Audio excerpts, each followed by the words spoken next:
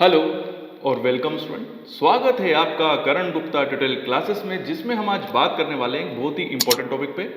और आज का जो हमारा टॉपिक है जिसके ऊपर हम डिस्कशन करेंगे, उसकी रिक्वायरमेंट मुझे काफ़ी समय से आ रही थी, मतलब वाया मेल भी, यूट्यूब पे जो कमेंट्स होते हैं उसके थ्रू भी, और इंस्टाग्राम पे भी मुझे इसकी एक तरीके से बच्चे बोल रहे थे कि सर आप इसके ऊपर ज़रूर वीडियो बनाएं। तो आज हम जिसके ऊपर डिस्कशन करेंगे कि अगर आप फार्मा इंडस्ट्री के अंदर रिसर्च एंड डेवलपमेंट डिपार्टमेंट में काम करना चाहते हैं तो वहाँ पर आप कैसे काम कर सकते हैं, वहाँ पर क्या एलिजिबिलिटी क्राइटेरिया होता है, वहाँ की सैलरी स्केल क्या होती है, और वहाँ पर कैसी वर्किंग कल्चर होता है, वहाँ पर हम थोड़ा सा प्रॉपर सिस्टमेटिक वे में बात करेंगे आज के वीडियो में।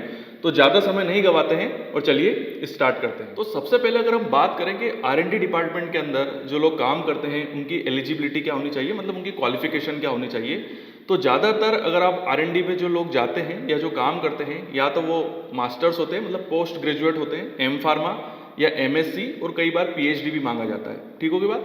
तो यहाँ पर हम ये देखते हैं कि सबसे ज़्यादा, मतलब अगर आप देखेंगे तो ज़्यादातर 90% जो लोग आपको अगर R&D के अंदर काम करते हुए मिलेंगे, या वहाँ पर जो भी वैकेंसीज निकलती हैं PhD R&D डिपार्टमेंट में, वो ज़्यादातर जो एलिजिबिलिटी मांगते हैं वो ज़्यादातर पोस्ट ग्रेजुएशन मांगते हैं, मतलब एम फार्मा, MSc या PhD।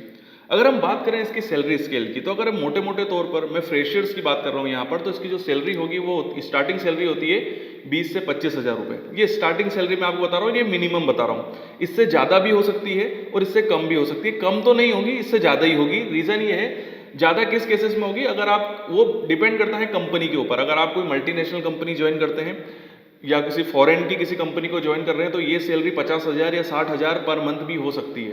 वहीं अगर आप किसी इंडिया की किसी लोकल कंपनी को ज्वाइन कर रहे हैं जिसके पास ना US FDA है, MHRA है, तो वहाँ पर आपकी जो स्टार्टिंग सैलरी हो सकती है वो 20 से 25,000 रुपये महीना हो सकती है। तो ये इस बात पे डिपेंड करेगा कि आप किस टाइप की कंपनी को ज्वाइन कर रहे हैं। तो इस तरीके से मैं आपको क्लियर करना चाहता हूँ, तो आपके अंदर बिल्कुल भी कन्फ्यूजन ना रहे कि यहाँ पर जो सैलरी होती है वो किस टाइप से मिलती है। ठीक है, तो मोटे मोटे तौर पे तो यही होगा कि सैलरी जो होगी वो इस बात पे डिपेंड करेगी कि आप किस कंपनी को ज्वाइन कर रहे हैं। अब हम यहाँ पर ये बात करते हैं कि R&D के अंदर वर्किंग कल्चर क्या होता है, वर्क क्या होता है। देखिए, R&D जो रिसर्च एंड डेवलपमेंट डिपार्टमेंट होता है फार्मा इंडस्ट्री के अंदर, वो अलग अलग डिपार्टमेंट्स में डिवाइडेड होता है। जैसे कि अगर हम बात करें, एक डिपार्टमेंट होता है जो कि फॉर्मुलेशंस के ऊपर काम करता है कि डिफरेंट डिफरेंट डोजेस फॉर्म को बनाना। तो वहाँ पर अधिकतर आपको फार्मास्यूटिक्स से रिलेटेड लोग जो होंगे, जिन्होंने अपना जो मास्टर्स है वो फार्मास्यूटिक्स में करी है, तो वो वहाँ पर आपको काम करते हुए दिखेंगे, या वो वहाँ के लिए एलिजिबल होते हैं। कुछ डिपार्टमेंट ऐसा होगा जो नए API के ऊपर काम कर रहा होगा या ड्रग इंटरेक्शन के ऊपर काम कर रहा होगा, तो वो आपको मेडिसिनल केमिस्ट्री के जो पर्सन्स होते हैं वो लोग काम करते हैं। API डेवलप करना या नई नई केमिकल रिएक्शंस के थ्रू नए नए कंपाउंड को डेवलप करना, नए नए केमिकल कॉन्स्टिट्यूएंट्स को डेवलप करना, तो ये सारा काम जो होता है वो मेडिसिनल केमिस्ट्री के लोग करते हैं। वहीं नई नई एनालिटिकल मेथड्स को डेवलप करना, ठीक है, तो नई एनालिटिकल मेथड्स को डेवलप करने का काम कौन करता है, जो कि एनालिसिस से रिलेटेड होते हैं, जो कि एनालिसिस से एम फार्मा या PhD करते हैं, तो वो लोग पर्टिकुलर डिपार्टमेंट में काम करते हैं। वहीं जो कि और एक डिपार्टमेंट होता है जहां पर हम ड्रग की एक्टिविटी को चेक करते हैं, ड्रग की बायोबिलिटी को चेक करते हैं, एनिमल स्टडी करते हैं, तो वहां पर आपको फार्माकोलॉजी के लोग जो होंगे वो काम करते हुए मिल जाएंगे।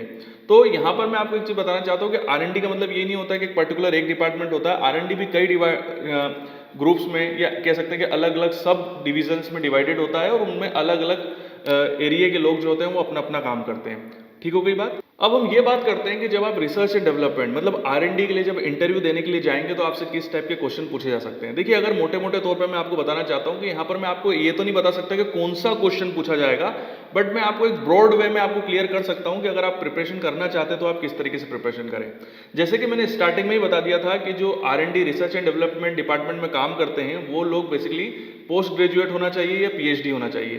तो यहाँ पर जो इंटरव्यू होगा वो, उसमें जो क्वेश्चंस पूछे जाएंगे वो भी काफ़ी डीपली पूछे जाएंगे, क्योंकि आप अपनी डिग्री जो है वो पोस्ट ग्रेजुएट शो कर रहे हैं, तो आपके पास नॉलेज भी उसी लेवल का होना चाहिए। तो आपको एक चीज़ हमेशा तैयार रखना है कि आपसे जो क्वेश्चन पूछे जाएंगे वो काफ़ी डीपली पूछे जाएंगे। और यहाँ पर जो R&D का जो इंटरव्यूज होते हैं वो दूसरे इंटरव्यूज के कंपेरिजन में थोड़े से लंबे चलते हैं, तो क्योंकि यहाँ पर एक लंबे डिस्कशन भी हो सकते हैं, इस वजह से ये इंटरव्यूज भी काफ़ी लंबे चलते हैं। हो सकता है 15 या आधे घंटे तक, 15 मिनट या आधे घंटे तक ये इंटरव्यू चले। तो आपको उसके लिए प्रिपेयर रहना है और कोशिश करना है कि आप अपनी फील्ड का, जिससे भी आपने अपनी मास्टर्स करी है उसके बारे में आपको पूरा नॉलेज होना चाहिए और कहीं से भी वो कोई भी क्वेश्चन उठा सकते हैं। दूसरी चीज़ ये कि ये तो मैंने आपको बता दिया कि क्वेश्चन कौन से आ सकते हैं। कई बार R&D से रिलेटेड जो इंटरव्यूज होते हैं उसमें इस टाइप के क्वेश्चन भी पूछे जाते हैं कि जो अभी प्रेजेंट में चल रहा है, मतलब प्रेजेंट में कोई नई टेक्नोलॉजी आई है या प्रेजेंट में कोई नई ड्रग डेवलप हुई है या कोई नया एडवर्स इफेक्ट अभी दिखाई दिया है, या जैसे अभी कोरोना चल रहा है तो कोरोना के रिलेटेड कोई क्वेश्चन पूछा जा सकता है आपसे, कोरोना वैक्सीन से रिलेटेड कोई क्वेश्चन पूछा जा सकता है। मतलब अभी की दुनिया में जो काम हो रहा है या कोई नया रिसर्च वर्क हो रहा है तो उसके बारे में भी आपसे क्वेश्चन पूछा जा सकता है। इसका मतलब यह है कि आपको अभी जो जर्नल्स पब्लिश होते हैं, रिसर्च जर्नल्स, उनके ऊपर भी नजर बना के रखनी है क्योंकि वहां पर आपको उनके आंसर मिल सकते हैं। यहाँ पर मैं और एक चीज बता सकता हूँ कि यहाँ पर जब आपका इंटरव्यू होगा तो यहाँ पर आपसे एक क्वेश्चन और पूछा जा सकता है कि जब आप अपनी मास्टर्स कर रहे थे या PhD कर रहे थे तो आपने कौन सा रिसर्च वर्क किया, रिसर्च वर्क का टॉपिक क्या था, वो कितना बेनिफिशियल है इंडस्ट्री के लिए। ऐसा तो नहीं है कि जो टॉपिक आपने चूज किया था वो किसी काम का नहीं था। तो इस टाइप के आपसे क्वेश्चन पूछे जा सकते हैं। यहाँ पर अगर आपने कोई पेटेंट फाइल किया हुआ है या आपके कोई रिसर्च पेपर पब्लिश है और वो काफ़ी अच्छे जर्नल में है, इंडेक्सिंग वाले जर्नल के अंदर है, तो वो आपको काफ़ी फायदा पहुंचा सकते हैं। बेसिकली आपका जो रिसर्च का नॉलेज, जो आपने लेबोरेटरीज के अंदर जो अपनी स्किल डेवलप करी है या जो वहां से नॉलेज लिया है या एक्सपीरियंस लिया है, वो आपका यहाँ पर काफ़ी काम आने वाला है। देखिए R&D में जो काम करने वाले लोग होते हैं उनके लिए सबसे अच्छी बात ये होती है, और ये गवर्नमेंट का रूल भी है, कि जो R&D या रिसर्च डेवलपमेंट डिपार्टमेंट में काम करते हैं उनको कंपनी की तरफ से अकोमोडेशन मिलता है। तो आपको कंपनी की तरफ से रहने की पूरी व्यवस्था मिलेगी, कोई भी फ्लैट आपको वो प्रोवाइड करा सकते हैं एक अच्छी जगह पे। ये केवल R&D के लोगों के लिए होता है। मतलब ये तो होता ही है, कई कंपनीज तो ऐसी होती हैं जो अपने सभी लोगों को अकोमोडेशन प्रोवाइड करवाती हैं, बट स्पेशली कई कंपनीज ऐसी होती हैं जो केवल R&D में काम करने वालों को ही अकोमोडेशन प्रोवाइड कराती हैं। दूसरी चीज़ ये बहुत अच्छी है R&D रिसर्च एंड डेवलपमेंट में काम करने वालों की, कि उनको केवल जनरल शिफ्ट में काम करना होता है। मतलब सुबह 9 बजे से 5 बजे तक की उनका वर्किंग टाइम होता है। तो ये बहुत अच्छी चीज़ है। R&D में बेसिकली कंपटीशन काफ़ी ज़्यादा होता है। उसका रीज़न ये होता है कि रिसर्च एंड डेवलपमेंट की काफ़ी सीमित, बहुत ही सिलेक्टेड सीट्स जो होती है वो हर इंडस्ट्री के अंदर होती है। बेसिकली वो इस बात पर डिपेंड करती है कि इंडस्ट्री कितनी बड़ी है। अगर इंडस्ट्री काफ़ी बड़ी है, मल्टीनेशनल कंपनी है, तो वहाँ पर आपको R&D की काफ़ी ज़्यादा सीट्स, वैकेंसीज मिलेगी। बट कोई छोटी मोटी इंडस्ट्रीज होती हैं वहाँ पर R&D की बहुत ही सिलेक्टेड वैकेंसीज निकलती हैं। यहाँ पर मैं आपको एक चीज़ और क्लियर करना चाहता हूँ कि वो स्टूडेंट जो कि अपना career research and development department से स्टार्ट करना चाहते हैं, बट कई बच्चे ऐसे मैंने देखे हैं जो कहते हैं कि सर हम स्टार्ट करेंगे तो R&D से ही करेंगे, नहीं तो करेंगे ही नहीं। उससे ये होता है कि कई बार उनका टाइम वेस्ट हो जाता है और वो कई अच्छी नौकरियाँ छोड़ देते हैं। तो इसके लिए मैं आपको हमेशा एक सजेशन दूंगा कि आप अपना करियर स्टार्ट कीजिए, चाहे वो किसी भी डिपार्टमेंट से हो। अगर आप प्रोडक्शन, QC या QA में भी हैं तो भी आप बाद में कुछ समय के बाद जब आप एक्सपीरियंस गेन कर लेंगे तो फिर आप बाद में R&D में स्विच कर सकते हैं किसी और कंपनी में। तो आप बिल्कुल भी ये मत सोचिए कि अगर आपने अपना करियर R&D से स्टार्ट नहीं किया है तो आप बाद में रिसर्च एंड डेवलपमेंट में नहीं जा सकते हैं। ऐसा बिल्कुल भी नहीं है।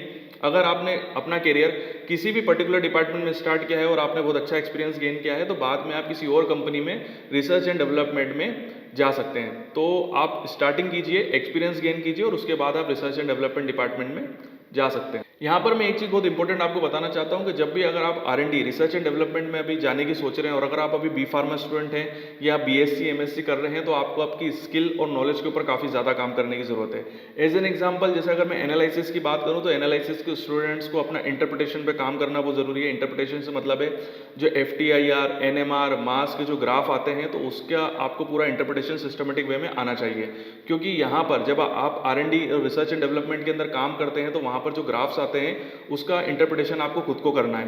तो ये चीज़ें आपको आनी चाहिए। ये भी हो सकता है कि जब आप इंटरव्यू देने के लिए जाएं तो आपसे ग्राफ प्रोवाइड करवा दिया जाए आपको और उसका इंटरप्रिटेशन करवाया जाए। ठीक है, तो ये चीज़ें आपको आनी चाहिए, खासकर एनालिसिस के स्टूडेंट के लिए बोल रहा हूँ। वहीं अगर मैं फार्मास्यूटिक्स के बारे में बोलूँ तो जो बायो फार्मास्यूटिक्स के अंदर हम जो कैलकुलेशंस को पढ़ते हैं तो वो आपको सिस्टमेटिक वे में आना चाहिए।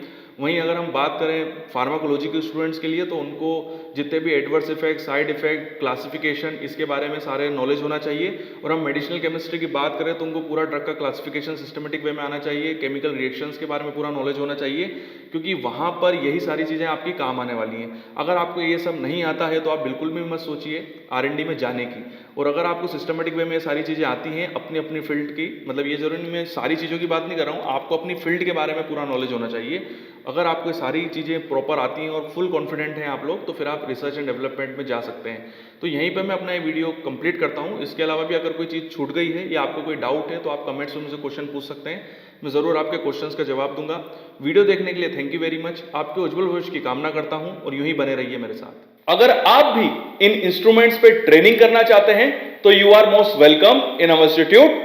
हमारा पता और ईमेल आईडी मैंने नीचे दिया हुआ है, तो यहां पर आप मुझे मेल कर अपनी इंफॉर्मेशन, अपने कॉन्टेक्ट नंबर मुझे सेंड कर सकते हैं। और साथ ही साथ हमारे पास कौन कौन से इंस्ट्रूमेंट्स है, तो उसकी लिस्ट में आपको साइड में सेंड कर रहा हूं।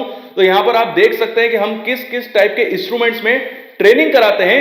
और अगर आप कोई मास्टर डिग्री कर रहे हैं, कोई पीएचडी कर रहे हैं, या किसी भी प्रोजेक्ट वर्क से जुड़े हुए हैं, और अगर आपको किसी इंस्ट्रूमेंट्स की रिक्वायरमेंट है और वो इंस्ट्रूमेंट आपके पास नहीं है, तो हम साथ ही साथ कंसल्टेंसी सर्विस भी प्रोवाइड कराते हैं। तो उससे रिलेटेड भी अगर आप कोई भी इंफॉर्मेशन जानना चाहते हैं, तो आप मुझे मेरे पर्सनल मेल आईडी पे मेल कर सकते हैं। नीचे मैंने अपना मेल आईडी दिया हुआ है। और मैं अपने उन स्टूडेंट से बात करना चाहता हूं कि वो स्टूडेंट जिनको कोई डाउट है, कोई क्यूरी है, बट कमेंट्स बॉक्स में कई बार ऐसा होता है कि वो क्यूरी और डाउट इतने बड़े होते हैं कि मैं कमेंट्स बॉक्स में उनको उनके आंसर सही तरीके से नहीं दे पाता हूं। तो आप मुझे मेरे इंस्टाग्राम पे फॉलो कर सकते हैं। ये मेरा इंस्टाग्राम आईडी है। तो यहां पर मैं आपसे डायरेक्टली कांटेक्ट में आ जाऊंगा और आप मुझे डायरेक्टली क्वेश्चन पूछ सकते हैं और मैं आपके सारे डाउट जरूर क्लियर करूंगा। तो वीडियो देखने के लिए थैंक यू वेरी मच, और यूं ही बने रहिए मेरे साथ।